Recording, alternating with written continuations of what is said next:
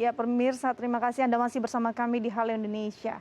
Perempuan memiliki andil yang sangat besar dalam 76 tahun Indonesia merdeka. Meski demikian, sebagian besar perempuan Indonesia masih mengalami diskriminasi serta stigmatisasi di masyarakat. Melihat hal tersebut, Presiden Republik Indonesia memberikan 5 amanat bagi Kemen PPPA untuk dikerjakan dalam kurun waktu 5 tahun. Indonesia memiliki sumber daya manusia yang sangat besar, tak terkecuali perempuan. Menurut data dari Kementerian Pemberdayaan Perempuan dan Perlindungan Anak, dari total 270 juta penduduk Indonesia, hampir 50% yang merupakan perempuan. Menurut Menteri PPPA I Gusti Ayu Bintang Darmawati, dibandingkan dengan era prakemerdekaan, perempuan sekarang memang sudah jauh lebih berdaya. Hal ini dilihat dari persentase perempuan sebagai tenaga profesional, serta persentase perempuan di kursi DPR dan DPRD yang terus meningkat setiap tahunnya. Namun dari data yang dihimpun Kemen PPPA, perempuan Indonesia masih mengalami diskriminasi, stigmatisasi, marginalisasi hingga kekerasan. Hal ini terlihat dari data angka keterwakilan perempuan di bangku politik yang masih belum mencapai critical mass, serta angka rata-rata lama sekolah yang masih jauh lebih rendah dibandingkan dengan laki-laki. Ayu Bintang juga menambahkan bahwa tingkat kekerasan terhadap perempuan meningkat 8 kali lipat selama 12 tahun terakhir. Tercatat, 1 dari 3 perempuan Indonesia pernah mengalami kekerasan fisik maupun seksual selama hidupnya. Tantangannya adalah budaya patriarki telah kuat mengakar selama berabad-abad sehingga tidak mudah untuk dikikis. Namun saya percaya bahwa tidak ada hal yang tidak mungkin, apalagi jika kita bekerja keras dan bekerja bersama. Bersama-sama kita perlu menggaungkan pentingnya pemberdayaan perempuan untuk mencapai kesetaraan gender tidak hanya bagi perempuan, namun juga bagi seluruh lapisan masyarakat. Berbagai sumber membuktikan perempuan menentukan lahirnya generasi penerus yang berkualitas. Kepemimpinan perempuan meningkatkan ekonomi, ketahanan pangan, bahkan membuka berbagai peluang bagi generasi kini dan nanti. Partisipasi yang setara dan penuh dari perempuan dan laki-laki menjadi kunci kesejahteraan suatu bangsa. Menurut Ketua Forum Jurnalis Perempuan Indonesia Uni Lubis, tugas dan pekerjaan rumah dari Kemen PPPA di 76 tahun Indonesia Merdeka ini masih sama dengan tahun-tahun sebelumnya. Tidak hanya sekedar mengatasi ketidaksetaraan gender, namun juga memikirkan 2 langkah lebih jauh untuk masa depan perempuan Indonesia. Oleh karena itu, Presiden Republik Indonesia juga memberikan 5 amanat bagi Kemen PPPA untuk dilaksanakan selama kurun waktu 3 tahun ke depan. Arahan tersebut antara lain meningkatkan pemberdayaan perempuan dalam kewirausahaan yang berperspektif gender, meningkatkan peran ibu dalam pendidikan dan pengasuhan anak, penurunan kekerasan terhadap perempuan dan anak, penurunan jumlah pekerja anak, serta pencegahan perkawinan usia anak. Bahwa kita menyadari ternyata kebijakan pandemik itu juga tidak berpihak kepada perempuan. Tentu banyak hal-hal lain ya, kita bisa mengutip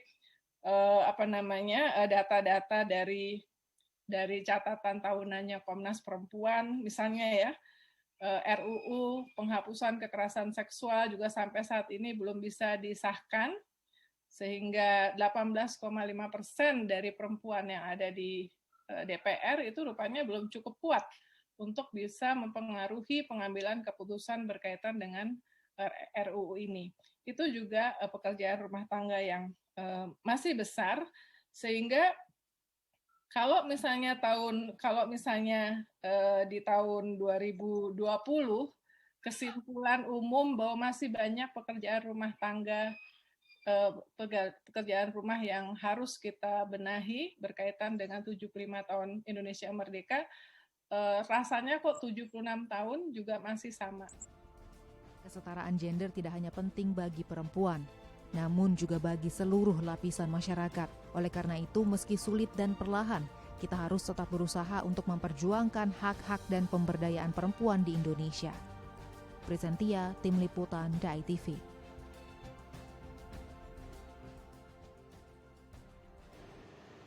Baik, untuk membahas lebih lanjut tentang 76 tahun merdeka, apakah perempuan Indonesia sudah berdaya? Kita akan berbincang bersama Ibu Ratna Susianawati selaku Deputi Bidang Perlindungan Hak Perempuan. Selamat pagi Ibu Ratna, apa kabar? Assalamualaikum, selamat pagi Mbak Dika dan seluruh pemirsa DAI TV di seluruh Indonesia tentunya. Salam sehat untuk kita semua. Salam sehat, waalaikumsalam warahmatullahi wabarakatuh. Ibu Ratna, ini kita 76 tahun Indonesia sudah merdeka. Kita harapkan semua masyarakat Indonesia sudah merdeka, baik merdeka dari penjajahan, tapi juga merdeka secara hak-haknya juga. Untuk perempuan khususnya, menurut pandangan Ibu Ratna, sebelum kita lanjut membahas dari semua aspek, apakah Indonesia sudah memerdekakan hak perempuan di 76 tahun kemerdekaannya ini? Ya, terima kasih Mbak Dika. Ini tentunya menjadi momentum yang sangat baik bagi kita semua karena kemarin kita bersama-sama seluruh masyarakat Indonesia memperingati Hari Kemerdekaan yang ke-76. Ya. Tentunya ini menjadi refleksi bagi kita semua untuk berbicara tentang berbagai kemajuan dan juga tentunya tantangan kita ke depan. Berbicara tentang perempuan, Mbak Dika, tentunya ini juga tidak bisa dipisahkan dari proses karena ini kemerdekaan ya. Kita mencoba refleksi beberapa puluh tahun yang lalu, artinya pada masa di era pergerakan nasional atau di era perjuangan Indonesia merebut kemerdekaan. Di situ juga peran perempuan sangat luar biasa, tentunya bermunculan pahlawan-pahlawan perempuan Indonesia yang turut berkontribusi sehingga kita sampai dengan saat ini bisa mencapai kemerdekaan yang ke-76.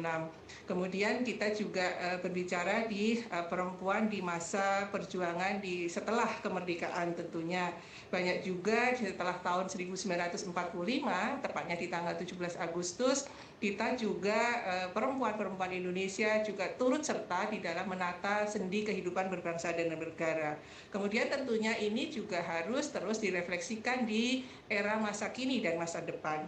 Banyak juga hal-hal yang sudah dicapai oleh perempuan Indonesia, namun sekali lagi juga tantangan masih kita hadapi. Bagaimana proses kita bisa mampu membantu mengisi kemerdekaan ini dan menjadikan perempuan, kalau kita melihat jumlah penduduk Indonesia berdasarkan sensus terakhir tahun 2020, 49,78% penduduk Indonesia adalah perempuan. Tentunya ini harus terus kita dorong sebagai sumber daya potensi pembangunan. Bagaimana memastikan perempuan ini tentunya berdaya dalam rangka mengisi peran-peran penting dan juga peran-peran yang strategis dalam perencanaan pembangunan, dalam pelaksanaan pembangunan, dan juga bagaimana memastikan perempuan memiliki aksesibilitas terhadap sumber daya, perempuan bisa ikut terlibat atau berpartisipasi dalam pembangunan, terlibat dalam proses pengambilan keputusan, sehingga manfaat pembangunan bisa dirasakan secara adil dan setara. Dan ke depan tentunya ini juga Mbak Dika, seiring dengan target ke 5 tahun ke depan adalah sebetulnya arah pembangunan kita seiring sejalan dalam rangka untuk menciptakan SDM yang unggul. Tentunya kalau bicara SDM yang unggul, ini tidak bisa dipisahkan dari peran perempuan. Mbak Dika. Baik, kalau kita lihat ini harusnya memang rencana 5 tahun ke depan atau jangka panjangnya kesempatan untuk perempuan makin terbuka. Kalau kita lihat saat ini sendiri, pekerja dari perempuan sendiri, apakah memang sudah cukup banyak bidangnya, banyak ruangnya, dan banyak juga kesempatannya untuk bisa dimiliki atau dilakukan oleh kaum perempuan, Ibu? Ya, kalau berbicara aksesibilitas, ini sudah cukup banyak yang diberikan sebetulnya ruang-ruang kepada perempuan untuk berkontribusi dalam pembangunan. Tidak hanya itu kontribusi di misalnya di eksekutif, di legislatif, dan juga di yudikatif, tetapi juga di peran-peran strategis di dunia usaha misalnya. Saat ini sudah banyak peran-peran strategis yang diduduki oleh perempuan, dan tentunya ini menjadi salah satu tolak ukur dari keberhasilan perempuan itu sendiri di dalam proses bagaimana sebetulnya keterlibatan dalam proses pengambilan keputusan itu, Mbak Dika. Jadi semakin diberikan ruang, semakin diberikan kesempatan, tentunya juga peran-peran ini akan diambil atau bisa dilaksanakan secara maksimal oleh perempuan Indonesia. Ini menjadi kesempatan emas karena kalau kita berbicara pondasinya dalam 2045 itu target kita kan target pemerintah Indonesia emas bertepatan dengan 100 tahun kemerdekaan Indonesia. Artinya ini juga menjadi tantangan bagi kita semua untuk terus mendorong bagaimana perempuan ini, perempuan Indonesia khususnya untuk mampu memiliki daya saing, bagaimana mampu memiliki inovasi, bagaimana memiliki kreativitas, bagaimana juga nanti tentunya menjadi SDM yang unggul, dalam arti ini juga menjadi SDM yang berkualitas. Itu menjadi catatan penting kalau kita berbicara kesempatan dan aksesibilitas kepada perempuan yang saat ini sudah begitu besar sebetulnya diberikan. Tinggal bagaimana kita memastikan mengisi, perempuan juga memiliki skill, perempuan juga memiliki pengetahuan, perempuan juga memiliki kemandirian secara sosial, secara ekonomi, itu yang terus kita dorong. Baik, kalau kita bicara tadi Ibu sempat menyinggung masa emas nanti Indonesia tepat di 100 tahun, berarti ini sedang dipupuk saat ini. Mungkin kemungkinan perempuan-perempuan yang akan berlaga di istilahnya di bidangnya nanti di 100 tahunnya Indonesia adalah anak-anak kita saat ini. Apa yang sudah dilakukan oleh pemerintah khususnya untuk bisa memupuk perempuan-perempuan, calon-calon perempuan penerus bangsa nanti untuk bisa berdaya guna, melihat masih banyak di pelosok kesempatan pendidikan perempuan yang masih diacuhkan?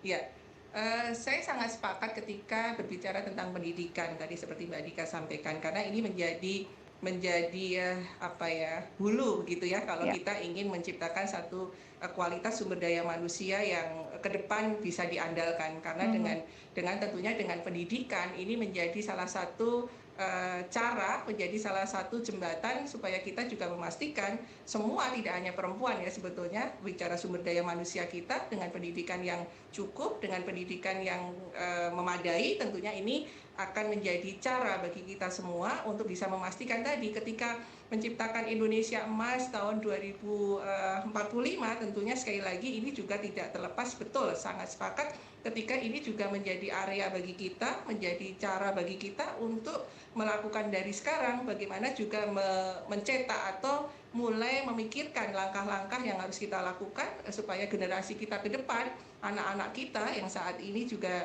menjadi tugas dan fungsi dari Kementerian Pemberdayaan Perempuan, selain kita juga memastikan dalam upaya pemajuan hak-hak perempuan, dan juga ini juga menjadi upaya-upaya kita di dalam memastikan anak-anak juga menjadi salah satu kekuatan sumber daya manusia kita ke depan.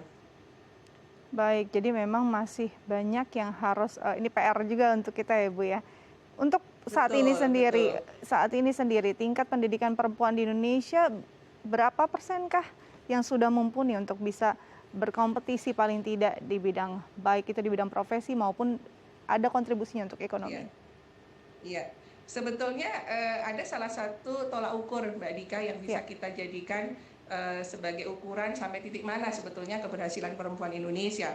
Kalau di dalam kualitas hidup manusia kita mengenal adanya indeks pembangunan manusia, Human Development Index, yang diukur dari tingkat pendidikan, kesehatan, dan ekonomi seluruh masyarakat. Artinya tidak terpisahkan berdasarkan jenis kelamin ya masyarakat Indonesia. Tetapi ketika kita mencoba menyisir, memilah indeks pembangunan gender kita atau IPG, itu terpilah antara sebetulnya merefleksikan IPM kita yang terpilah antara laki-laki dan perempuan.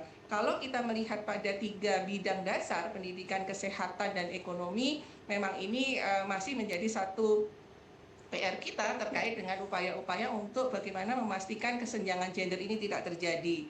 Dan ini juga kita mempunyai ukuran indeks pemberdayaan gender yang secara khusus melihat bagaimana peran-peran sentral atau peran-peran strategis perempuan Indonesia. Ini dilihat dari kepemimpinannya di sektor pengambilan keputusan dan ekonomi. Ini biasanya dilihat dari berapa persen persentase perempuan yang duduk di keterwakilan perempuan misalnya, berapa persen perempuan yang duduk di menduduki jabatan-jabatan strategis atau jabatan-jabatan tinggi di eksekutif misalnya. Kita ada indeks pengukurannya Mbak Dika. Tetapi sekali lagi ini jangan menjadikan kita untuk berpuas diri, tetapi justru ini menjadi langkah yang harus kita dorong untuk bagaimana memastikan perempuan Indonesia dengan jumlah yang cukup besar ini mampu memiliki, kalau kita berbicara kesetaraan gender, sebetulnya indikatornya hanya 4. Bagaimana dalam siklus pembangunan itu kita bisa memastikan aksesibilitas perempuan terhadap sumber daya, bagaimana mereka bisa berpartisipasi dalam pembangunan, bagaimana ketika mereka sudah memberikan ruang aksesibilitas, sudah bisa berpartisipasi, bagaimana mereka juga terlibat dalam proses pengambilan keputusan. Ini menjadi penting. Dimensi pembangunan yang memperhatikan kebutuhan, aspirasi bagi semua segmen masyarakat menjadi penting, terutama perempuan, supaya kita juga memastikan hasil-hasil pembangunan bisa dirasakan secara adil dan setara. Ini yang selalu kita dorong dengan strategi pengaruh utamaan gender. Tadi di awal, ketika di awal perbincangan kita sudah diawali oleh Ibu Menteri ya, tadi berbicara bahwa sumber daya manusia itu menjadi satu bagian kekuatan bagi kita ke depan, khususnya perempuan. Ini menjadi modal dasar, artinya dalam sisi human resource-nya ya, bagaimana memastikan kapasitas, kapabilitas perempuan itu menjadi sangat penting. Tetapi sekali lagi ini jangan sampai kita terhenti di sini ya, Mbak Dika ya. Betul. Kemarin kita juga di 75 tahun kita juga baru saja misalnya keberhasilan perempuan tangguh di bidang olahraga misalnya Mbak Dika, kita kemarin mendapatkan hadiah istimewa ya ketika cabang bulu tangkis misalnya, ketika pasangan Gracia Poli, Apriani Rahayu misalnya, itu kan menjadi potret bagaimana di sektor-sektor pembangunan khususnya kemajuan olahraga, Indonesia juga menjadi bagian yang diperhitungkan di kancah internasional. Baik, itu ini luar dorongan biasa tentunya, Mbak. Jadi hadiah yang luar biasa untuk kemerdekaan kita. Baik, kalau kita lihat tadi kesetaraan gender secara global ini pastinya memang kita harapkan, tapi kita balik lagi ke dalam lini terkecil yaitu keluarga. Kesetaraan gender ini masih terlihat, kesetaraan gender justru belum terlihat jelas karena masih ada diskriminasi bahkan kekerasan. Ini akan kita bahas, tapi kita harus jeda dulu Ibu ya. Kita akan kembali lagi setelah jeda berikut. Jangan kemana-mana, tetap bersama kami di Halo Indonesia.